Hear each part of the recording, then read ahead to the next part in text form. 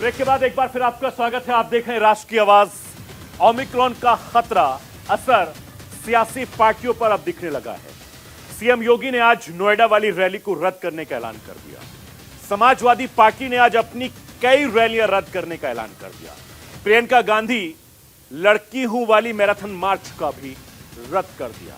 मैं सरफराज सैफी सियासी पार्टी के इन फैसलों का खुले दिल से स्वागत करता हूं। मेरे देश के आम लोग भी जिंदगी से बड़े नहीं चुनाव हैं, क्योंकि देश के आम लोगों की सेहत से ज्यादा बड़ी नहीं है रैलियां।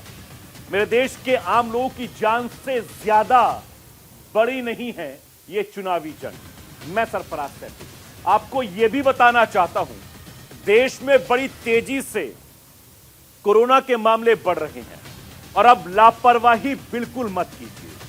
देश में बड़ी तेजी से कोरोना से मरने वालों का आंकड़ा बढ़ रहा है, अब लापरवाही मत कीजिए। देश में बड़ी तेजी से ओमिक्रॉन के मामले बढ़ रहे हैं, आप बिल्कुल लापरवाही मत कीजिए। इसीलिए आप अपना और अपने परिवार वालों का ख्याल जरूर कीजिए, क्योंकि पहली लहर और दूसरी लहर हम बहुत करीब से देख चुके हैं।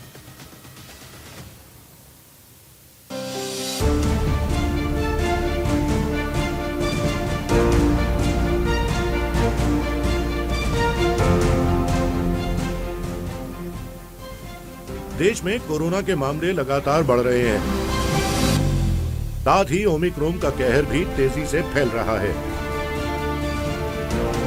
राजधानी दिल्ली में कोरोना और ओमिक्रॉन की रफ्तार को देखते हुए वीकेंड कर्फ्यू का ऐलान कर दिया गया है। दिल्ली में ओमिक्रॉन के 464 मामले सामने आए हैं। दिल्ली के स्वास्थ्य मंत्री सत्येंद्र जैन की माने तो देश में तीसरी और दिल्ली में 5वीं लहर आ चुकी है। साथ ही उन्होंने ये भी कहा कि कोरोना के मामले अभी और बढ़ेंगे। कोरोना दिल्ली में भी पूरे देश में भी ओमिक्रॉन के आने के बाद से काफ़ी तेज़ी से फैल रहा है। अभी तक कोरोना का जो चल रहा है जिस तरह से काफ़ी माइल्ड है, पहले के मुकाबले में लोगों को सिम्टम्स बहुत कम है। बहुत ज़्यादा घबराने की ज़रूरत नहीं है, पर सतर्क रहें, कोविड प्रोटोकॉल का पालन करें और अपना भी पूरे परिवार का भी ध्यान रखें। बहुत ज़्यादा रश ना करें, ये ना हो कि हल्का सा खांसी हुआ जुकाम हुआ तुरंत अस्पताल की तरफ जाएं।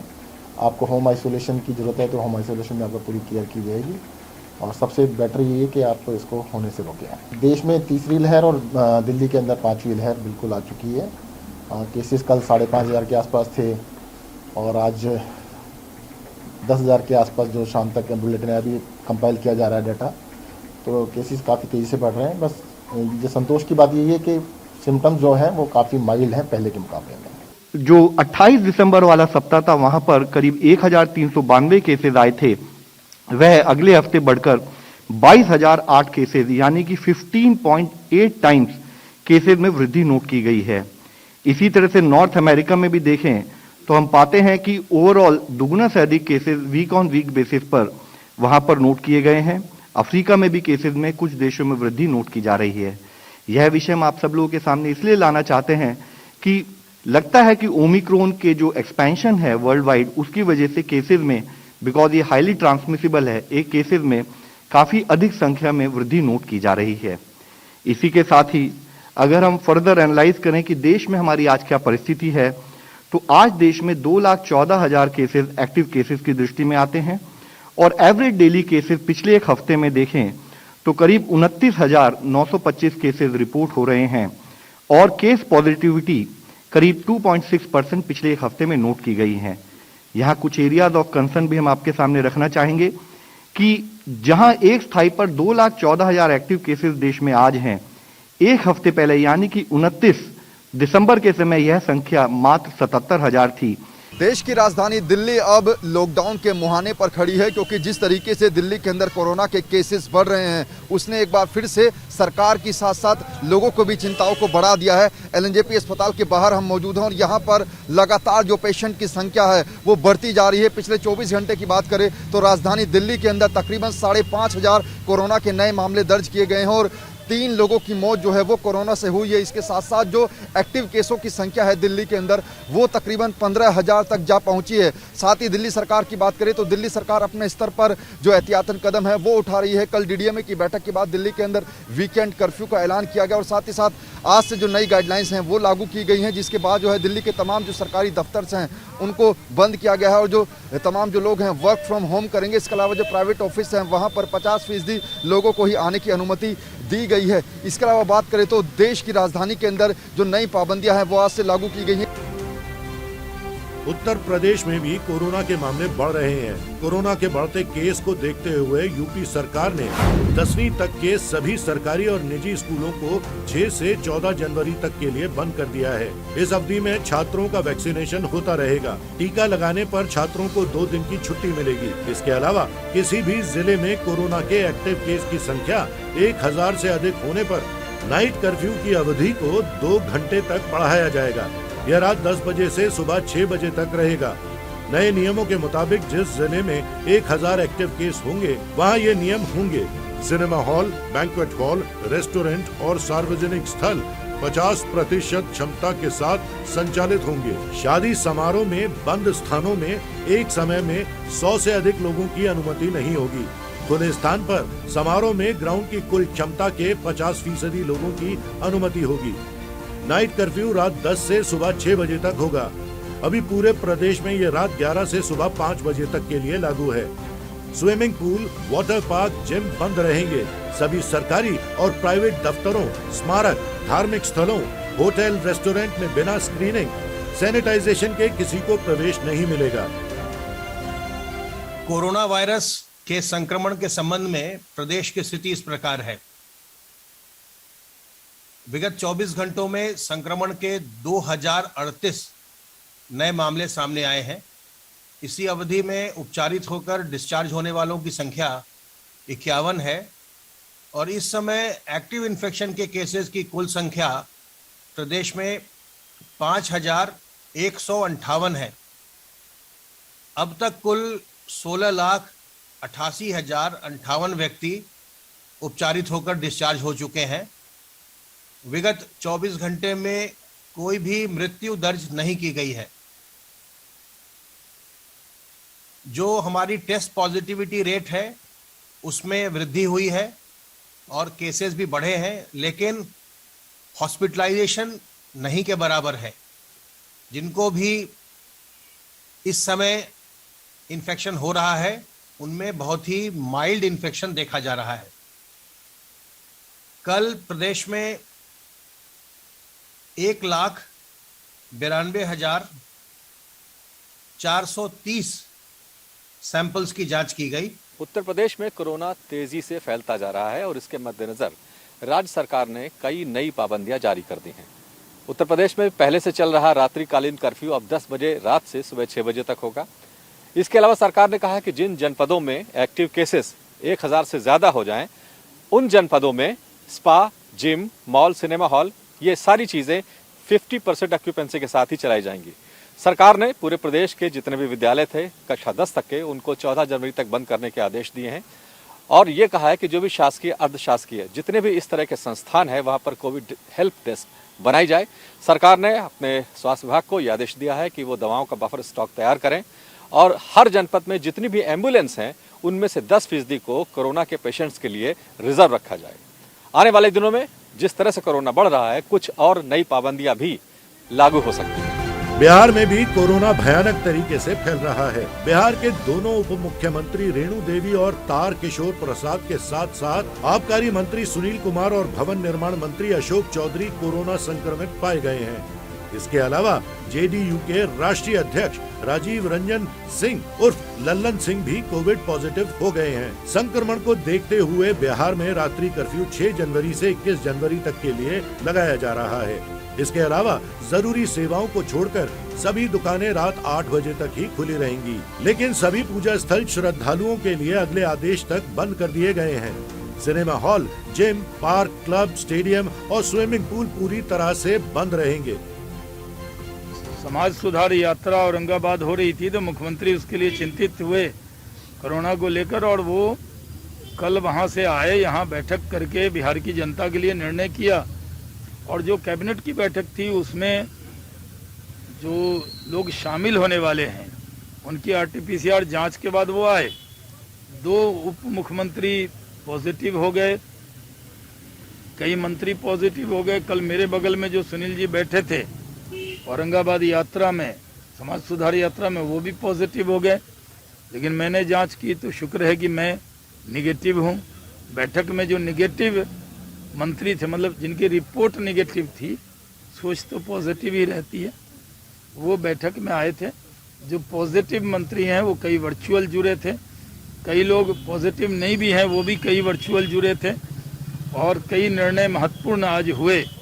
साल का पहली कैबिनेट थी, लेकिन कोरोना का संकट बहुत बढ़ा हुआ है। वहीं कर्नाटका सरकार ने भी कोविड मामलों पर लगाम लगाने के लिए कोविड प्रतिबंध लगाए हैं। बेंगलुरु में 10वीं और 12वीं की कक्षा के अलावा 6 जनवरी से 2 हफ्ते के लिए स्कूल बंद रहेंगे। अगले 2 सप्ताह के लिए शुक्रवार रात 10 बजे से सोमवार सुबह 5 बजे तक साप्ताहिक कर्फ्यू होगा। Pub, club, restaurant, bar, hotel, cinema hall, theatre, auditorium 50% क्षमता के साथ संचालित होंगे। इसके अलावा मुंबई में भी हालात तेजी से खराब होते जा रहे हैं। राज्य में कोरोना और ओमिक्रॉन दोनों तेजी से संक्रमण फैला रहे हैं। कोरोना के बढ़ते हुए मामलों की वजह से मुंबई एयरपोर्ट पर आने वाले यात्रियों के लिए नई गाइडलाइंस जारी कर दी गई हैं। सभी अंतर्राष्ट्रीय यात्रियों को रैपिड RT-PCR टेस्ट रिपोर्ट लाने के लिए कहा गया है। रिपोर्ट पॉजिटिव होने पर नियमित RT-PCR कराना होगा। मुंबई सहित पूरे महाराष्ट्र में कोरोना वायरस और कोरोना का नया वेरिएंट ओमिक्रॉन तेजी से पैर पसाकर आगे बढ़ रहा है। पिछले 24 घंटों की बात करें तो महाराष्ट्र में कोरोना वायरस के 18,000 के आसपास मामले सामने आए हैं, जबकि देश की आर्थिक राजधानी मुंबई की बात करें तो मुंबई में 10,000 से ज़्यादा मामले सामने आए गए हैं। लेकिन अब जिस तरीके से कोरोना वायरस के मामले सामने पाए जा रहे हैं, उसको मद्देनजर में ध्यान रखते हुए महाराष्ट्र की उद्धव ठाकरे सरकार जल्द ही मुंबई और महाराष्ट्र में कुछ प्रतिबंध लगा सकती है, जिसमें भीड़ वाले इलाकों को कैसे कम किया जाए इस पर भी निर्णय लिया जाएगा। उसी के साथ साथ 50% कैपेसिटी के साथ कुछ चीज़ों को चलाने की बात कही जा रही है। उसके अलावा 2 दुकानों का समय है वो भी कम किया जा सकता है। कहीं न कहीं जिस तरीके से कोरोना वायरस और ओमिक्रॉन तेजी से पैर पसाकर आगे बढ़ रहा है, उसको ध्यान में रखते हुए ये अब कयास लगाए जा रहे हैं कि जल्द ही अगर इसी तरह से मामले नहीं थमे तो और भी कड़े प्रतिबंध वो लगाए जा सकते हैं। वहीं विश्व स्वास्थ्य संगठन ने ओमिक्रॉन को लेकर नए खतरे के प्रति आगाह किया है। WHO ने कहा है कि दुनिया भर में ओमिक्रॉन के बढ़ते मामले नए और अधिक खतरनाक हो सकते हैं। ये जितना ज्यादा फैलेगा, आशंका है कि नए वेरिएंट सामने आ जाएंगे। महामारी के बाद से सिर्फ यूरोप में ही 10 करोड़ से ज्यादा कोरोना संक्रमित हो चुके हैं। जाहिर है पाबंदियों के बाद भी जिस तरह से कोरोना के मामले बढ़ रहे हैं वो बेहद चिंताजनक है। Bureau report, news India.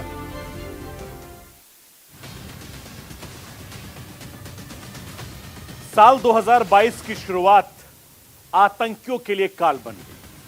Kashmir में बर्फबारी के बीच आतंकी साजिशों में जुटे आतंकी गुटों के लिए सुरक्षा बल काल बन गए। मैं सरफराज सैफी आपको बताना चाहता हूं, साल 2022 के शुरुआती 100 घंटों में सुरक्षा बल तैयार किया एक सबसे बड़ा चक्रव्यूह।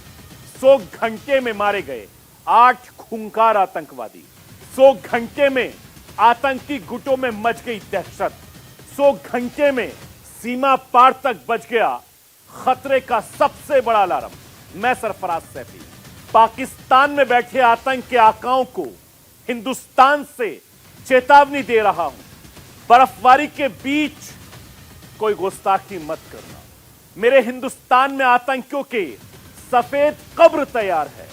पीओके के आतंकवादियों को घुसपैठ की कोशिश अब मत करना, तुम्हारी सफेद कब्र तैयार है, क्योंकि मेरे फौजी भाई लगातार सरहदों पर आपकी और आपकी कब्र खोदने के लिए बिल्कुल तैयार है।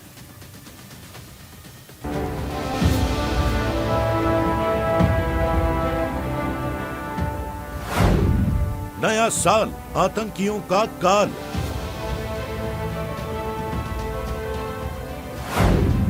दहशत के दानवों का विनाशकाल।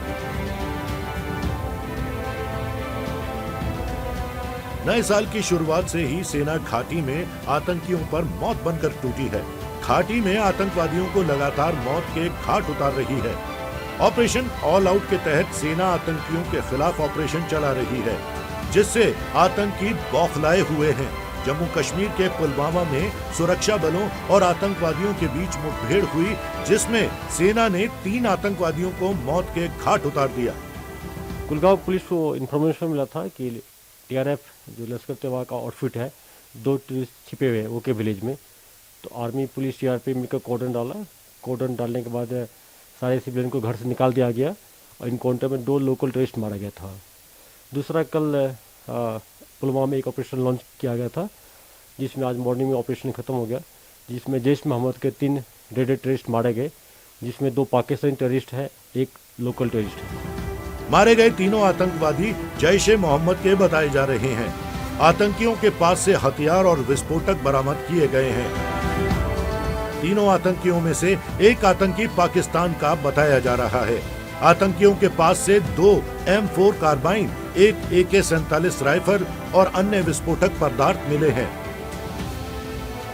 आज रात में ही एक स्पेसिफिक इंफॉर्मेशन के आधार पे कोऑर्डिनेट सर्च ऑपरेशन चंदगाम इलाका जो पुलवामा के दक्षिणी कश्मीर के ज़िले में आता है, वहाँ पे सिक्योरिटी फोर्सेस को एक मुसद्दिक इतला मिली थी कि कुछ मिलिटेंट जो है एक रिहायशी मकान में छुपे बैठे हैं। जो ही उन्होंने कोऑर्डिनेट सर्च ऑपरेशन स्टार्ट किया तो जो सर्च पार्टी थी वो टारगेट हाउस की तरफ चल पड़ी।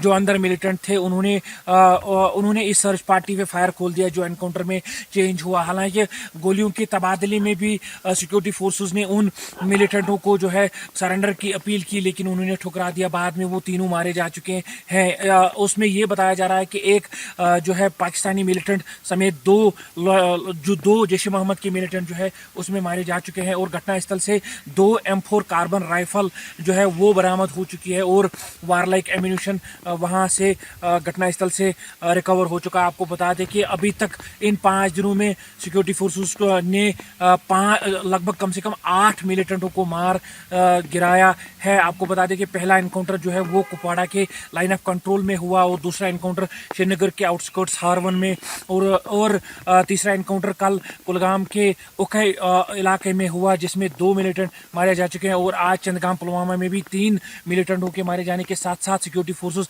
ये बता रही है कि ये एक बहुत बड़ी कामयाबी है उनके लिए, क्योंकि जैश ए मोहम्मद जो है बहुत कई सालों से जो है सरगर्म था और लेथपोरा अटैक में भी उनका हाथ जो है जैश ए मोहम्मद का ही हाथ बताया जा रहा है।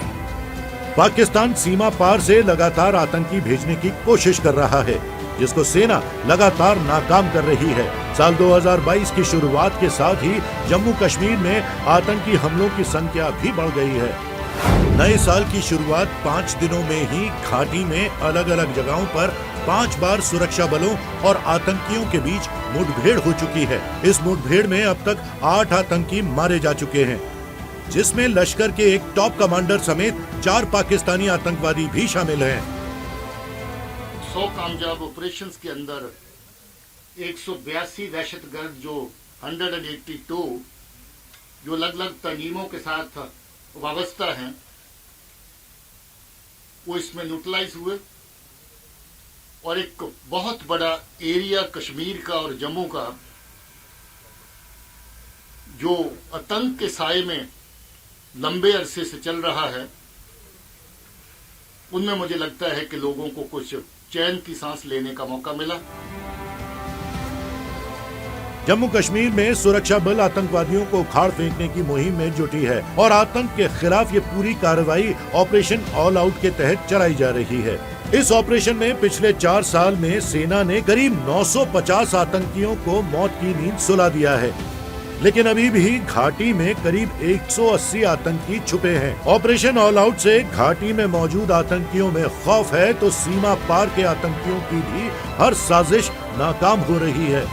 2017 के बाद से लगातार घुसपैठ में कमी आई है। पाकिस्तान के आतंकी कश्मीर में घुसपैठ नहीं कर पा रहे हैं और जो भी दहशतगर्द घाटी में घुसने की कोशिश कर रहे हैं उन्हें मौत की नींद सुला दिया जा रहा है और घाटी को फिर से जन्नत बनाने की ओर सेना लगातार आगे बढ़ रही है।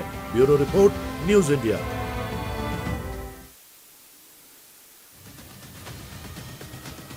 कश्मीर में आतंकियों की कब्र तैयार हुई तो मियां इमरान खान बेचैन हो गए।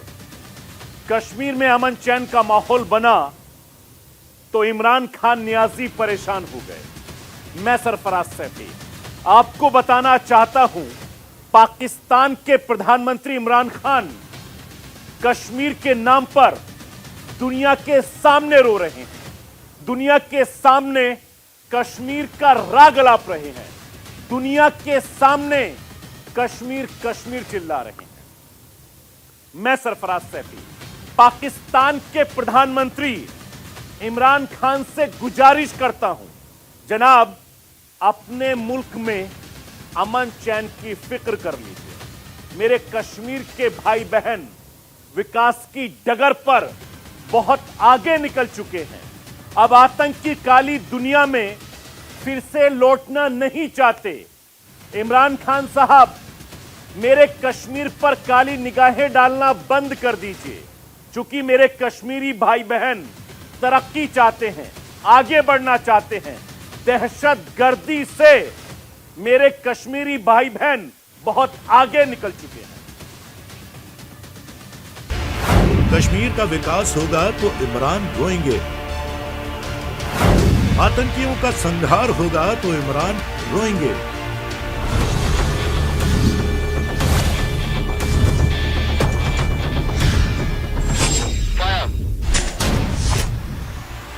जम्मू कश्मीर में भारतीय सेना इन दिनों आतंकियों पर कहर बनकर टूट पड़ी है।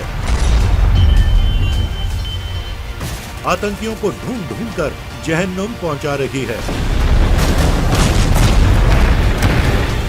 घाटी को फिर से जन्नत बनाने में लगी है, जिससे पाकिस्तान की बेचैनी बढ़ गई है। यही वजह है कि पड़ोसी मुल्क के वजीर आजम इमरान खान एक बार फिर से जहरीले बोल बोलने लगे हैं।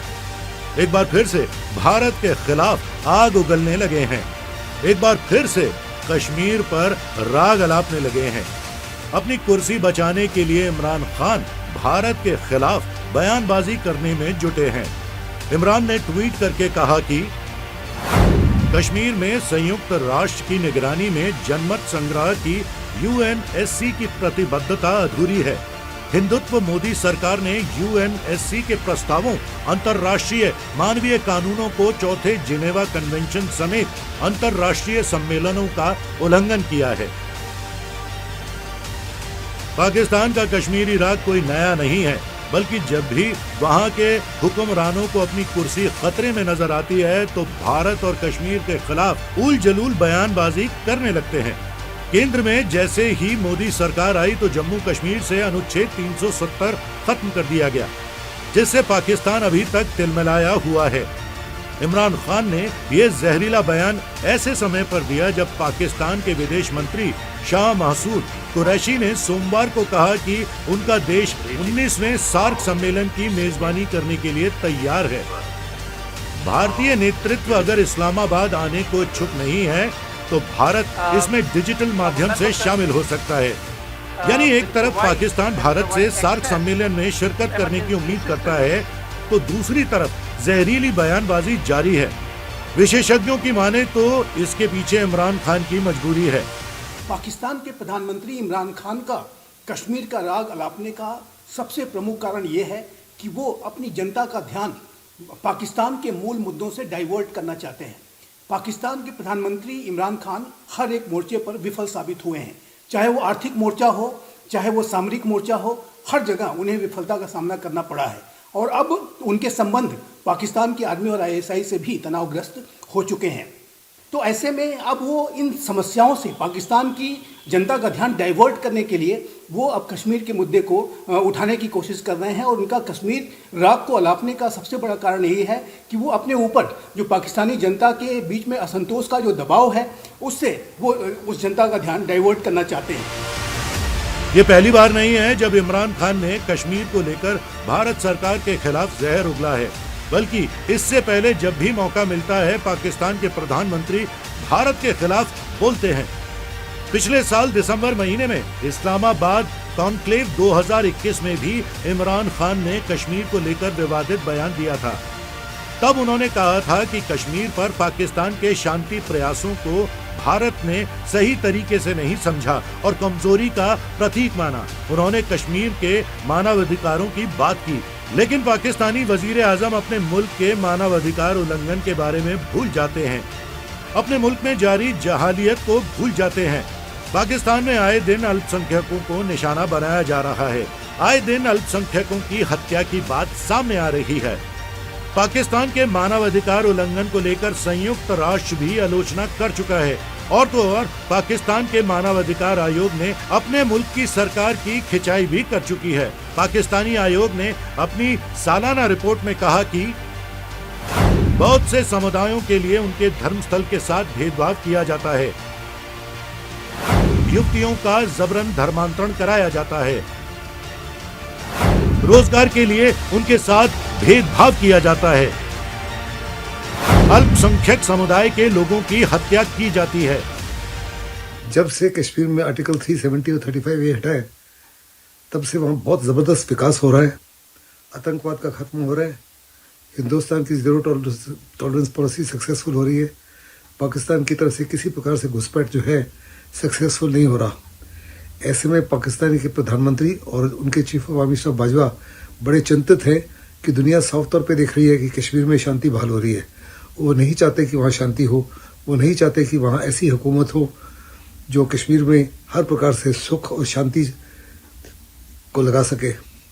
उनकी तो कोशिश है कि वहाँ पे ज़्यादा से ज़्यादा जान का और माल का नुकसान किया जाए, लेकिन इसमें उनको किसी प्रकार से कोई सफलता नहीं हो रही। यानी पाकिस्तानी प्रधानमंत्री कश्मीरी राग अलापते हैं, लेकिन अपने देश के मानवाधिकारों के बारे में बात नहीं करते। कश्मीर के नागरिकों के बारे में चिंता करते हैं, लेकिन अपने देश के नागरिकों के बारे में नहीं सोचते। नियाज़ी खान, अपने देश के बारे में सोचिए, अपने देश के बंदिशों के विकास की बात कीजिए। कश्मीर के बारे में बात मत कीजिए। कश्मीर का विकास हो रहा है, कश्मीर के लोग अमन चैन से जी रहे हैं। जहर मत घोलिए, अपने देश के बारे में सोचिए। Bureau report, news India.